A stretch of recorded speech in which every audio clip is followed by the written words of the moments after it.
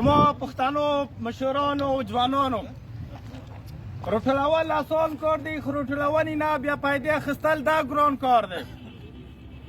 په کومې یوې خبرې باندې کومه ته به راټول نه یې شوی، کومه یوه خبره به تا سر ته رسولې، په دې باندې اوس پرې زه هم سر ته نه یم رسېدلی.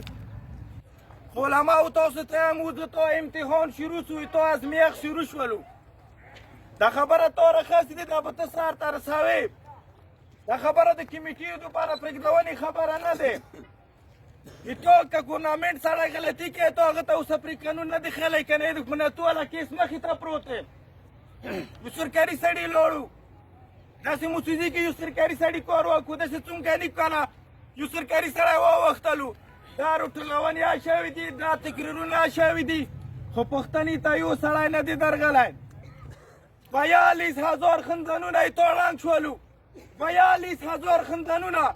کومه یوه خور دی چې د ما هغه بې پردې نه دی کړی حکومت، کومه یوه خور دی چې ما دغه دوراني کیم کې شپه نه دی کړې، د کوم یو قوم خور لور دی چې هغه د بل چا په حجرې کې شپه نه یې کړې، په هسپتال او په سکول کې د شپه نه یې کړې.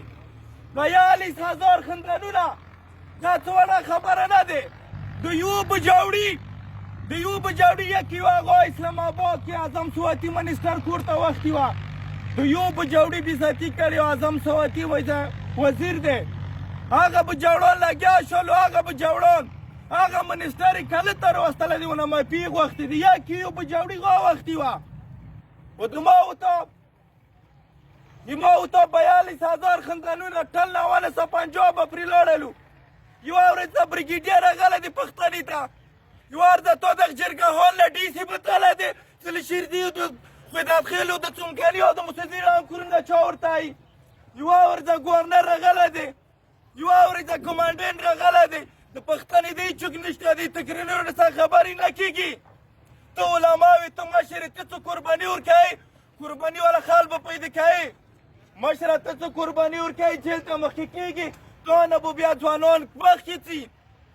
خو ما امید نشته په وجه د دې چې مو هغه قوم یو چې مو ډي سي ته ورونه ورچو، ای سي ته ورچو، خصادار ته ورچو، پولیس ته ورچو، علاقاو ته نه ښیو. تاسو ته زه داسې یم چې دا کیسونه چې څومره کېږي یا دا څومره شوي دي، دې دپاره علما را مخکې شي او دوه دورې دې د خپلې علاقې څو قومونو مشران ځان ته واخلي. که په دغو راټولونې باندې شوي نو د مو علاقه نه حل کېږي. ام پی ای ناست دی، ما ته دا وایي ایم ان ای ناست دی. شلو کله کې چېرته د تا یو اګزارېدار ته راغلی دی، داسې ایم ان ای، داسې ام پی ای، داسې مشران، داسې ځوانان، داسې علما، هغه د حق خبره نشي کولی، هغه افسر ته مورتوړ جواب نشي ورکولی. بیا د خلکو د راټولونې هېڅ ضرورت نشته دی. په تاسو باندې مو امید دی د سپینې پټګۍ والا، که کومه ورځ هم تا خبره وکړله چې دغه ځای ته وتل دي، د خلک نن تا هېچا ته کرایه نه دي ورکړي، خو تا په خولې لبیک کړی دی. د دغو خلکو اعتماد مات نه کړې، ته مخکې شه، ته خبره کوه. دا مشران به تا سره وي، دا ځوانان به تا سره وي، او دا حیات چې کومه دی دا ټوله مشترکه حیات دی، دغه به ډرامې نه جوړوو.